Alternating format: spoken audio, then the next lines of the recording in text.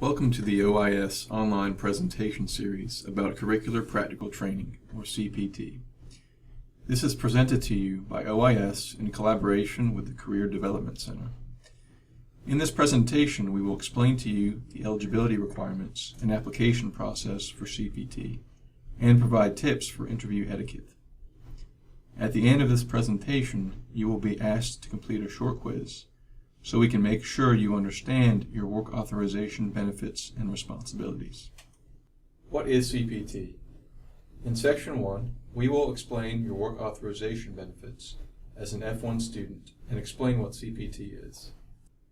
CPT is a type of employment authorization for students in F1 status who wish or need to engage in off-campus employment in their field of study when it is a required component of their curriculum, integral to their thesis or dissertation research, or part of a cooperative education program in their field of study. CPT is a benefit of F1 status and is not considered to be a right.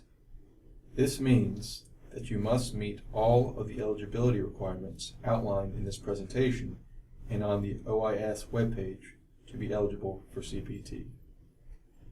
OIS, in collaboration with your academic advisor and the Career Development Center, determines your eligibility for CPT. As a student in F1 status, you have two main work authorization benefits, CPT and Optional Practical Training, or OPT. Optional Practical Training, or OPT, is a type of employment authorization for students in F1 status, which can be used during the degree program. This is called pre-completion OPT, or after completion of the degree, named post-completion OPT. Students who wish to work but do not meet the eligibility requirements for CPT may apply for pre-completion OPT. Pre-completion OPT can be part-time or full-time.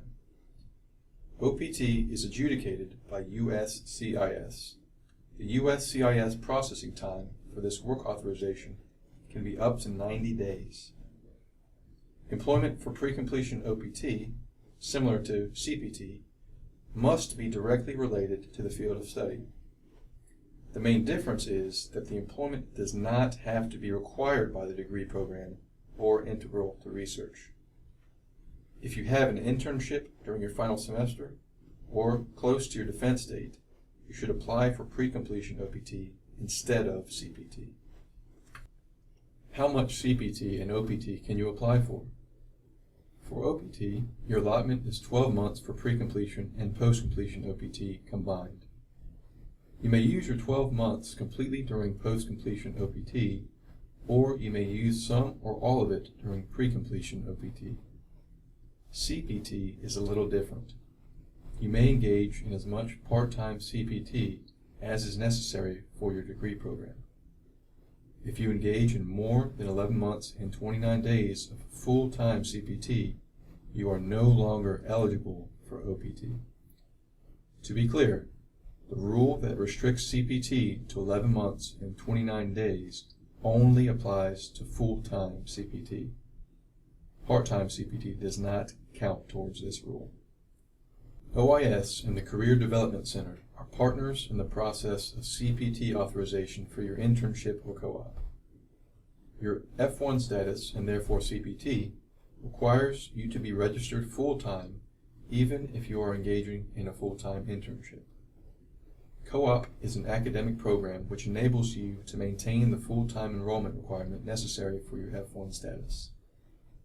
Counselors from the Career Development Center can also assist you with your resume, job search, interviewing skills, and with expectations of American employers. The temporary position related to your academic program for the purpose of CPT will always be considered a co-op position. This is true regardless of your actual position title. Section 2, Eligibility Requirements. In this second section, we will explain the eligibility requirements to apply for CPT. You must meet certain eligibility requirements to request CPT. Number 1, you must have been enrolled full-time for at least 9 months, 2 consecutive semesters, and be in F1 status. Number 2, You must have been enrolled in the field of study you are basing your CPT application on for at least one semester. Number 3, you must be in lawful F1 status. Number 4, you must be in good academic standing. Students whose academic programs are listed as suspended, terminated, probation, or warning are not eligible for CPT. In fact, if CPT is approved, it can be revoked if you do not maintain good academic standing throughout the duration of the CPT authorization. It is your responsibility to end employment immediately and report to OIS if you are placed in suspended, terminated, probation, or warning status, and if you are involved in any academic integrity or student conduct violation or any other action that results in the loss of good academic standing. Number 5, you must be making normal progress towards degree completion. Number 6, you must obtain the recommendation of your academic advisor and/or DGP. Number 7, before submitting the application for CPT, the student must be enrolled or registered for classes for the semester they plan to use CPT. Additionally, students applying for summer CPT must register for subsequent fall semester coursework prior to submitting CPT and co-op materials. Number 8, CPT cannot delay or interfere with the progress in your degree program. Number 9, the employer must not prevent you from discussing the co-op activities with your academic advisors at NC State. Your employment must also meet certain requirements to be considered valid employment for CPT. Number 1, your position must be directly related to your field of study. Number 2, your position must be temporary in nature. It may be a co-op, an internship, or some other form of traineeship. Number 3, you must not be prevented from discussing your co-op activities with your academic advisor due to a company's non-disclosure agreement, as was already stated. Number 4, your employer must sign the CPT supplemental form. More details will be provided in the application section of this presentation. Please also note that CPT is a very specific work authorization. Your employer, work location, number of hours you will work per week, and your work authorization dates will all be specified on page 3 of your Form I-20. You will only receive work authorization for one specific position. The summer semester is generally considered to be a vacation semester, provided you continue enrollment in the following fall semester. The CPT rules are most flexible during the summer semester. You may work part-time or full-time, and you can begin working the day after spring graduation and end, at the latest, the day before fall classes start.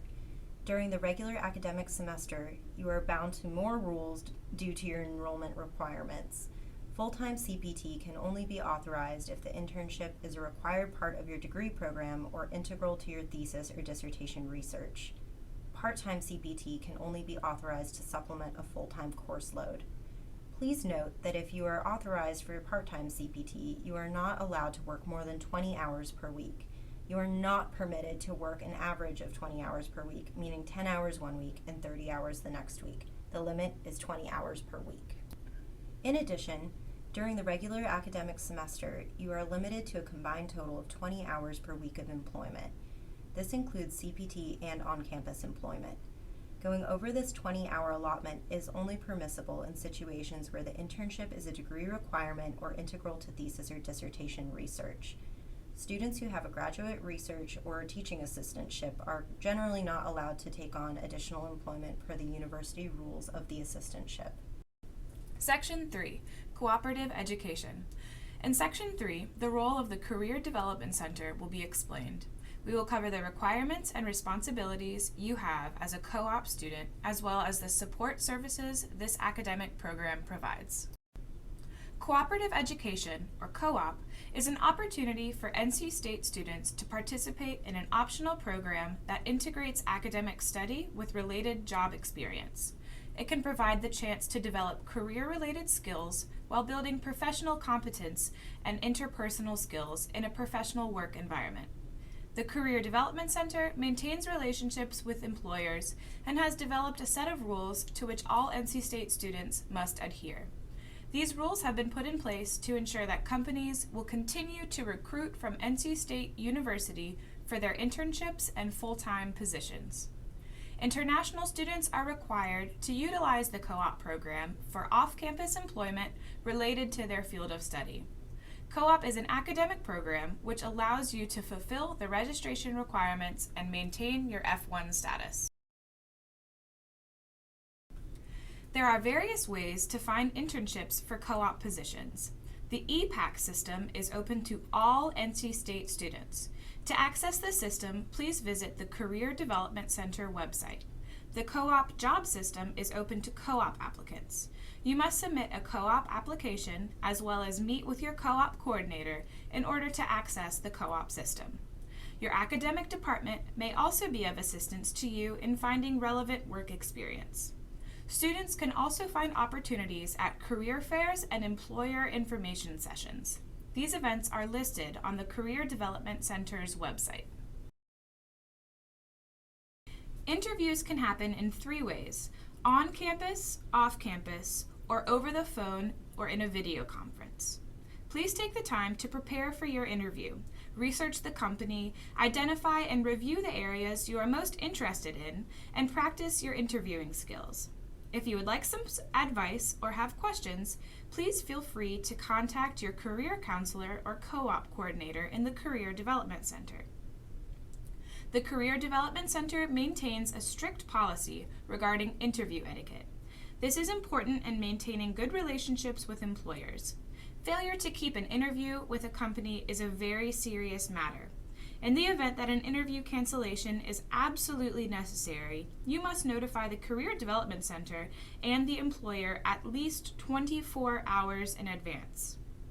Failure to follow this policy will result in a mandatory meeting with your counselor or coordinator.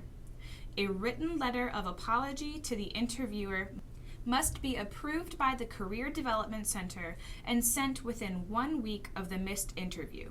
You will not be allowed to interview with another company until the above process is completed.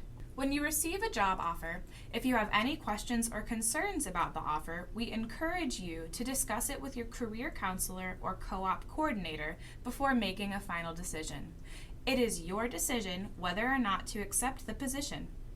Once you accept a position, you must honor your decision and withdraw from the interviewing process. Failure to do so may result in suspension from the co-op program, meaning CPT cannot be authorized. For instance, if you have accepted a position with Company B, which was your second choice for an internship, and a week later you receive an offer from Company A, which is your dream company, you cannot accept the second offer. You have made a commitment to Company B and must honor that commitment in order to remain eligible for co-op and CPT. We advise you to carefully think about your decision before giving your final answer. Should you find yourself in the above situation, please do not hesitate to seek the advice of a career counselor or co-op coordinator so that you can ensure that the door to your dream employer remains open for future possibilities. We want to ensure that employers will continue to recruit and hire NC State students, so it is important to follow the policies and practices as set by the co-op program. Please keep in mind that you represent not only yourself, but NC State University and the co-op program. After being hired by a company and having received your CPT work authorization, you must register for the appropriate co-op course each semester or summer period. Failure to take responsibility for registration and payment of fees might jeopardize your participation in co-op and your immigration status. Campus facilities, services, and activities are open to all registered co-op students. Your co-op coordinator will advise you on which course to register for during the application process. An incomplete IN grade will be awarded for the co-op COP course until a work report signed by the academic advisor or the director of graduate programs for your major is submitted on the COP course Moodle. Upon meeting these requirements, students will be awarded a satisfactory or S grade. Otherwise, an unsatisfactory U grade will be recorded at the end of the following semester. An incomplete grade can delay graduation. You will receive information from the Career Development Center with instructions for completing the post-work requirements. In order to participate in the co-op program, you must maintain good academic standing. Undergraduate students must have a minimum cumulative GPA of 2.5, and graduate students must have a cumulative GPA of 3.0 or above. You must meet this GPA requirement when you apply for CPT, and you must maintain this GPA throughout the time that you are working. Your CPT authorization will be canceled if you no longer meet this requirement. Section 4, the application process. In this section, we will go over the application process and provide you with the links and information you need to complete the application package and prepare your request for CPT. After you have determined your eligibility for CPT and you have found a position, you will begin the application process. Please follow our step-by-step guide. 1. Complete this online CPT presentation. 2. Take the quiz in Moodle at the end of this orientation. We will provide a link again at the end of this presentation. You will navigate to that page and log in with your Unity ID and password. On the home page, click on the quiz link. You must print the quiz results. These results are part of your CPT application paperwork. 3. Access the CPT application forms on the CPT homepage and complete the whole package. One of these forms requires a signature from your employer and another requires the recommendation of your academic advisor. We will give you more details on the next slide. 4. Then return to the CPT homepage and follow the instructions on the CPT homepage to submit your request for CPT. These instructions change depending on the time of year you are applying for CPT, so please make sure to check once you have your forms prepared and are ready to apply. During the next few slides, we will go over the application package with you. As we mentioned, CPT is a very specific work authorization, so the application requires specific details to grant you the work authorization. The following is a complete list of all the documents you need to gather to submit your request for CPT. First, take the quiz at the end of this orientation and print the results. You need a passing score. This quiz result sheet is part of your application. Second, you need your employment offer letter. Your offer letter must have the following information in writing: job title, job description, salary, the number of hours you will work per week, your start date and your end date, and your specific work location. If the offer letter you have received does not contain all of these details, you may submit a supplemental letter or even an email as long as it comes directly from your employer and is part of your original application. It is your responsibility to notify the employer of the required details in the offer letter. Your CPT application will not be processed if all of the offer letter components are not included with your CPT application. Next, you will need the F1 student application for CPT, the advisor's recommendation form for CPT, and the CPT form for employers. The F1 student application for CPT is completed by you, the advisor's recommendation form for CPT is completed by your academic advisor, and the CPT form for employers is completed by your employer. Make sure that you have your offer letter and your F1 student application for CPT completed and in hand before you request a meeting with your academic advisor. Please bring or email the CPT form to your future employer and ask them to complete it and send it back to you before submitting your materials to the Career Development Center. Please inform your employer to check each individual box in the form to indicate that they agree to the terms of the form. If your employer has any questions about the CPT form for employers, please have the employer contact OIS by email at ois@ois.edu. at ncsu.edu or telephone at 919-515-2961. It is important to know how to determine your start and end date for CPT. The specific dates are up to you and your employer, but have to fall within the university's semester dates because CPT is granted only on a semester-by-semester basis. For the summer semester, your window for CPT falls from the day after spring graduation to the day before classes start in the fall. For the spring semester, your window goes from the day after fall graduation to the day before classes start in the first summer session. Similarly, for the fall semester, your dates run from the day after the second summer semester ends to the day before classes start in the spring semester. Please note that if the student will complete in the semester they are doing the CPT, the end date will be shortened to the program end date or defense of dissertation date. CPT is authorized on a semester-by-semester basis. If you need multiple semesters of CPT, each semester requires a separate application. Once you have completed all the steps and gathered all the documents, return to the CPT homepage and follow the steps to submit your CPT request. Please apply for CPT as early as possible. OIS processes hundreds of CPT requests each year, and especially the months April, May, and June can be very busy. Your waiting time may be increased during these months, which is why we ask you to submit everything as soon as you have your employment offer and NC State has opened enrollment for the subsequent semester.